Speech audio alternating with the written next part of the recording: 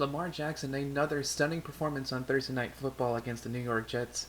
5 touchdown passes en route to a 42-21 beating. In that game, Lamar Jackson breaks Mike Vick's quarterback rushing record for its single season, one that many thought would never even be touched ever, and especially not in the last couple of years. A lot of questions have been asked as to why Lamar Jackson fell so far into the draft and falling into the hands of the Baltimore Ravens. Keep in mind, Baltimore didn't draft them at first either. They took a tight end and not even the top one in the first pick of that draft. However, Baltimore saw something that maybe the other teams didn't in terms of his throwing ability and potential, and has worked out better than anybody could have hoped for and as fast as anyone could have hoped for, quite literally. Lamar Jackson probably being the fastest guy in the field, maybe aside from Tyreek Hill for the Chiefs. But the guy is 8th in total rushing yards. This includes running back, so he's just behind Dalvin Cook, just behind Ezekiel Elliott, who had an amazing game this past Sunday, by the way.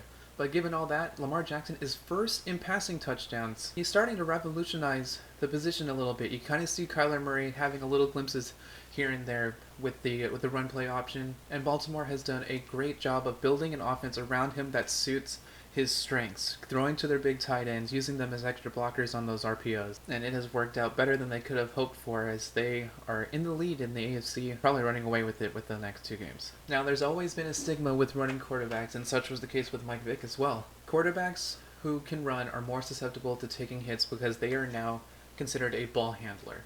And for a ball handler, it's fair game for any defender. There are so many rules against a quarterback, especially in the pocket. You can't hit them low, you can't hit them high.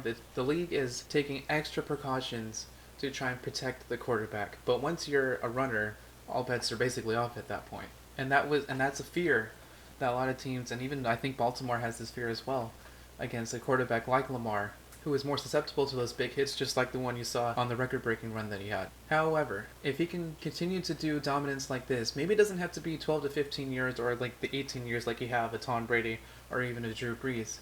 Maybe if it's even 8-9 years. Keep in mind, Andrew Luck may be considered for the Hall of Fame, and he was only in the league about that many years. So what's to think that Lamar Jackson can't revolutionize the sport by then? The Ravens at this point are obvious Super Bowl favorites with not a lot of resistance against them these past few weeks. However, they do have a game against the Cleveland Browns coming up in Cleveland. These two teams already faced off earlier in Baltimore, and it ended up being the Browns' best win of the season. Given Cleveland's struggles, do you think that maybe the Browns have something that maybe other teams don't, and maybe could be a glimpse as to what the playoffs may hold for other teams? A team that Baltimore may face in the playoffs may be the Kansas City Chiefs, a team that the only other team that the Baltimore Ravens have lost to. Should that occur, Kansas City has a great chance at beating them in the playoffs and advancing to a potential Super Bowl. In the NFC, the East is not getting any more clear as to who's going to run away with this division. Both the Cowboys and the Eagles win their games respectively this past weekend, and the Cowboys win their game in dominating fashion in a game in which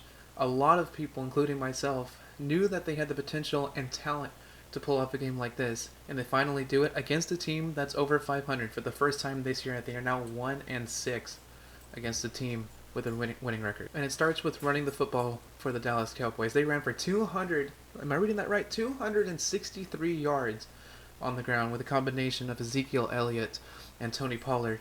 The run-to-pass ratio was 45-23. Dak Prescott is having a great year, but this is the kind of quarterback that he is.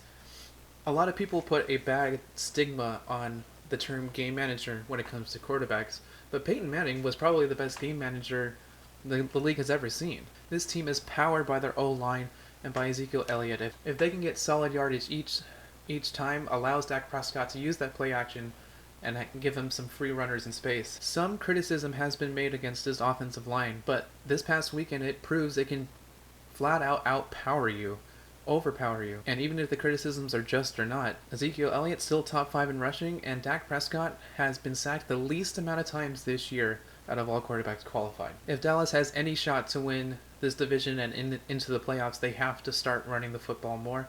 This is a perfect example against a pretty good Los Angeles Rams team that was hoping to get into playoff contention, but the Cowboys may finally have figured out their identity, and it may be a little too late. Meanwhile, the Eagles won their second straight against a divisional opponent, beating the Washington Redskins 37-27. Another game in which Carson Wentz had to have a game-winning drive at the end of the game. Now, this game may have been a little different than the Giants game that they barely squeaked by in overtime.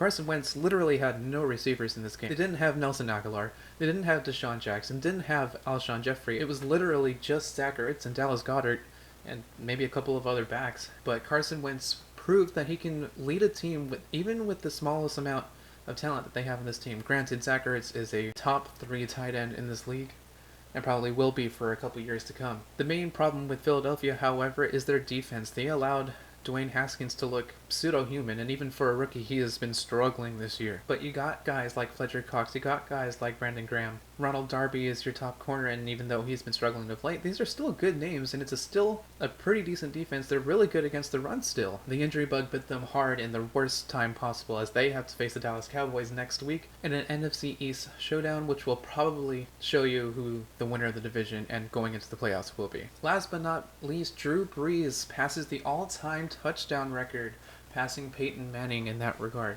He already has the most yards ever for any quarterback. He's third all-time in passer rating behind Aaron Rodgers and Russell Wilson. He's a 12-time Pro Bowler, a Super Bowl champion, a franchise and city that needed it desperately, especially after Hurricane Katrina and the catastrophe that brought.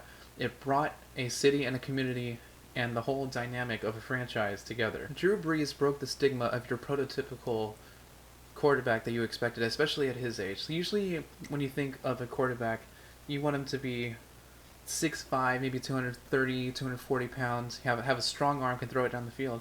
Drew Brees is barely reaching 6 feet. He's just about as my height at that point. And he proves to you that he can make any throw whenever he wanted to, and it didn't matter. He could just read the defenses before the defense really knew what they were even doing. He will be a no-doubt first-ballot Hall of Famer, and it was great to have seen him play. Thank you for watching, guys. You can like and subscribe here if you want more videos like this. You can follow me at Twitter at @BogginRikky for more updates. Thanks.